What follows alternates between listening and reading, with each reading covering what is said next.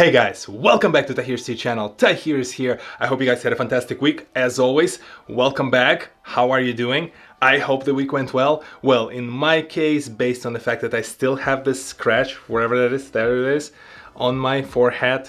Again, you know, you've seen it in past. My kid, rough playing, scratches on my face. That's been pretty common for the last year. Plus I'm wearing the same shirt and the only thing that changed was the whiteboard. So yes, I'm not trying to front. I am shooting both my intro into the music video from last week and this video on the same day. And the reason being, I am traveling the weekend when this video is released, so I would not have an opportunity to shoot two videos on two separate days. So I have to, struggle, brace myself in and go through both videos in the same week. In today's video, as promised, we are taking a behind-the-scenes look at my last week's Lego Love music video. Primarily what I wanted to do is share my experience, how I had to a little bit struggle through the entire process and how satisfied I came out at the end of it. And I've mentioned before, music is something that I'm truly passionate about. Videos is something that I love. Evidently, from me hosting my own YouTube channel, the combination of both in the form of the music video provides me with a certain type of creative fulfillment that not any other, I think, creative field can truly deliver. And this is why I want to really take a deep dive and talk about it today. It's been a while since I flexed that music video creator muscle, and I thought that my birthday, the day that I'm off in the middle of the week, was a perfect opportunity for me to go down to New York City and actually make the effort to shoot this video. And it wasn't easy because even things that we're most passionate about can be hard to achieve because we still have that nagging thought in our brain that tries to pull us back and stop us from doing it and just say, you know what, it's a day off, just go and relax while you're trying to go to the city in this freezing weather and make this video. Too much effort, a lot of work to do. I'm scared, I'm not very sure how it's gonna work out. Let's just stop right here and not do anything. That was the debate even to the point when I was driving into the city and about to park my car in Manhattan. It's crazy, and the weather was not helping because originally it was supposed to be sunny with some overcast coming further into the afternoon, where by the time I got into the city it was already cold, it was already getting cloudy, and it would have started snowing at any moment. Having that argument in my head all the way while I was driving, I finally parked in Manhattan, in Midtown. It was around 9 a.m. I had time to grab the breakfast and coffee, drop off the suit, that was my only errand for the day, and head out to the 60s and 70s streets on the west side to start producing. No, actually east side. Original idea was west side. I ended up on the east side also because I found a lunch spot there for later in the day. Anyway, I did pick that area of Manhattan for a couple of reasons. Number one, the 60s, 70s and up are not as crowded as further down in Midtown because you do not have as many businesses and you do not have all the tourist areas that usually the streets from like 20th to the 40th to the 50th provide. And the second reason, it's much safer. I don't have to worry about someone mugging me on the Upper East Side. So I can focus on producing the video, taking the photos and enjoying the creative process. Oh, and I know I already mentioned the weather, but by the time I made it to the 70th Street and I think like a 3rd Avenue, it got even colder. Now I'm standing there, it's freezing, the wind is just continuously gets you even colder. And on top of that, I'm trying to fight my own brain that keeps saying, you know what, it's too cold, maybe you should just leave this idea and go inside and just chill in Starbucks. So I have to keep pushing through. And believe it or not, I almost wore sneakers and a less warm coat because I thought, hey, it's gonna get in the way, it's gonna be too much of equipment for me to carry both the backpack, the big puffier coat and the big boots. I don't know, sometimes I feel like I am very much built to go solve complex issues, but some simple ideas, some simple problems like checking the weather and dressing weather appropriately just completely escapes me. But in any case, let's reset. I'm on 70th Street, it's ridiculously cold, my brain is fighting me, so I'm trying to figure out what I can do to push through that block. To force myself to push through, I devised the following plan. I started walking along the streets, so I would start on 3rd Street and I would walk all the way back to the Central Park, so I think it was like the 5th Avenue, then I would go the street down and come back, and that would be the route that I would have to take between like 70th and high 50s. That was the original plan, and that would allow me to flex my muscles both literally and figuratively. Literally because I was getting cold, so walking and walking fast would warm me up a bit, and figuratively to push against that reptile brain.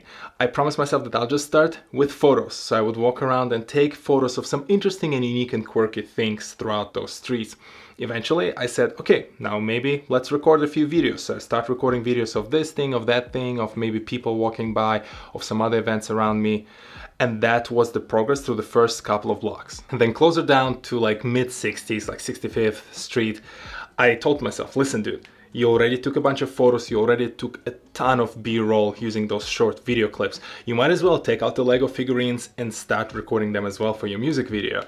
That was the way I was tricking my brain. So in the bag I go, 2 figurines come out, they are set up on a couple of places, and I start recording.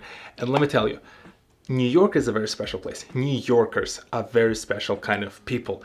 Because imagine, you are seeing this 6'3" dude with a huge coat, with a backpack, with his camera, pointing and presumably taking photos of 2 tiny Lego figurines. Half of the people have the reaction like, so what was I talking about? While the other half acknowledges the silliness of the entire situation. They look at you, they smile, and they keep moving along.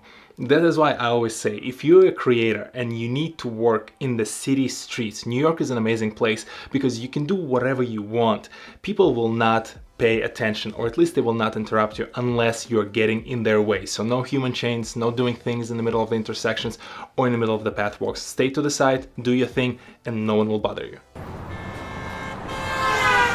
Now, recording the Lego figurines was its own challenge. Let me remind you, I am in the middle of New York, of Manhattan, and if you ever seen how it's built, it's like avenues and streets that are perfectly straight, so the wind just blows through them. And that wind became so strong as the weather got worse throughout the afternoon that the figurines would start flying off and falling down, so I had to be very careful about where I place them and how I record them. And the other challenge was, I do not have the macro lenses. My lens, the one that I've been using for majority of the shoot, would not allow me to get too close to the subject, so I had to go and do as much as I can with that lens and then come back home and do some additional recording of both figurines close up using my phone. So that was a little bit of a mix and match of things, but I had to go through this challenge because I was not gonna give up and say, oh, you know what, now that I've went and spent so many hours in the street, I am gonna get stopped by the fact that I cannot sit down in my own studio and record something using my phone and in the comfort and without that freakishly ridiculously freezing temperature. I know it's like a common theme in this project, but I think it's a common theme in my every project I shoot in New York. I always pick the coldest day in New York to shoot. But anyway, as I've said, the weather forecast predicted that the clouds above will turn into snow and the blizzard eventually closing in the afternoon. So as I was about to wrap everything up and as I was going through the last couple of scenes, the snow started falling. At first the snowfall was nice and easy. The snowflakes even added to the atmosphere of the video, so to speak, like, you know, the tiny snowflakes falling around my figurines. That was perfect as the video was closing down. But literally as I started shooting the very last scene in this like mini park on one of the blocks, I think it was like higher 50th streets at that point, it just turned into the snow blizzard. The wind started blowing, the figurines start flying all over the place, the snow keeps falling, and I had to wrap things up pronto. The bonus of all of that was the fact that I found myself, luckily, right opposite the street from the Starbucks. So I just packed everything up, tried to cover the camera so it doesn't get cold and wet, and I just darted straight into Starbucks. That is an unsung hero of this project. I warmed myself up with a coffee or tea on multiple occasions throughout the day as I was shooting this project. And when the blizzard hit New York, I had a chance to actually pack all the equipment, make sure I put in the special cover that I have, that's waterproof cover, on my backpack to make sure nothing, no electronics are getting wet. And when I needed to start walking back to Lower Midtown to pick up my suit and get to the car, it was its own sort of experience. I kind of wish I had the camera out, but it's not waterproof, so I didn't want to risk it, because you could see that snow blizzard just moving as a wall of snow through the avenues. It's like a block of snow just covers the entire area. It's pretty ridiculous. I would not be surprised if there would be like a white walker walking out of one of those snow cubes. It's been pretty ridiculous, but I made it through. I picked up my suit. I went actually... Okay, I'm not that big of a fan of Starbucks, but yes, I am a fan of Starbucks. I went into another Starbucks to go have another warm cup of tea while waiting for my wife to come back from New Jersey. And finally, I made it to my car at the end of it. And by the time we actually got out of the parking lot, the snow stopped, the sun came out just a little, but it was already getting dark.